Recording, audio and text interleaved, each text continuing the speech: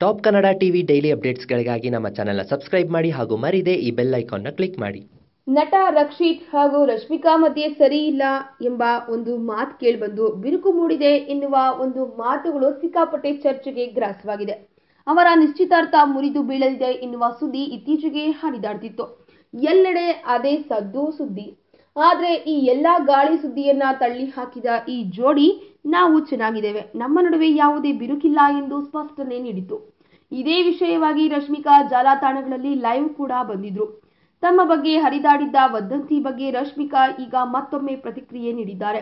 ಮಾಧ್ಯಮವೊಂದಕ್ಕೆ ನೀಡಿರುವ ಸಂದರ್ಶನದಲ್ಲಿ ರಕ್ಷಿತ್ ಹಾಗೂ ತಾನು ಹೇಗೆ ಸ್ವೀಕರಿಸಿದ್ದೆವು ಎಂಬುದನ್ನು ಬಿಚ್ಚಿಟ್ಟಿದ್ದಾರೆ.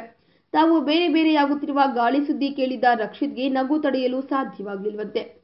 ಮುಂದುವರೆದು ಮಾತನಾಡಿರುವ ಅವರು, ನಾವು ಎಂಗೇಜ್ ಆಗುವ ಮುಂಚೆ ಜಾಸ್ತಿ ಸಮಯ ಕಳೆಯಲು ಸಾಧ್ಯವಾಗಲಿಲ್ಲ, ಡೇಟಿಂಗ್ ಕೂಡ ಮಾಡಿರಲಿಲ್ಲ. ಆದ್ದರಿಂದ ನಿಶ್ಚಿತಾರ್ಥದ ನಂತರ ನಾವು ಪ್ರೀತಿಯನ್ನ ತುಂಬಾ ಆನಂದಿಸುತ್ತಿದ್ದೇವೆ. ನಾವು ಮದುವೆಯಾಗೋದು ನಿಶ್ಚಿತ, ಆದರೆ ಅದು ಯಾವಾಗ ನಡೆಯುತ್ತೆ ಎಂಬುದು ಗೊತ್ತಿಲ್ಲ ಎಂದಿದ್ದಾರೆ. ಅಂತೂ ಇಂತೂ ಈ ಎಲ್ಲ ಗಾಸಿಪ್ಗೆ ತೆರೆ ಎಳೆದಿದ್ದ ರಶ್ಮಿಕಾ ಇದೀಗ ರಕ್ಷಿತ್ ಮತ್ತು ರಶ್ಮಿಕಾ ಅವರು ತಾವು ಎಂದಿಗೂ ಒಂದೇ ಎಂದು ಸಾಬೀತುಪಡಿಸಿದ್ದಾರೆ.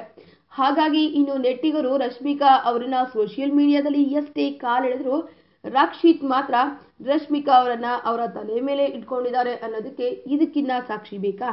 ಈ ವಿಡಿಯೋ ಬಗ್ಗೆ ನಿಮ್ಮ ಅನಿಸಿಕೆ ಹಾಗೂ ಅಭಿಪ್ರಾಯಗಳನ್ನು ನಮ್ಮ ಕಮೆಂಟ್ ಬಾಕ್ಸ್ನಲ್ಲಿ ತಿಳಿಸಿ.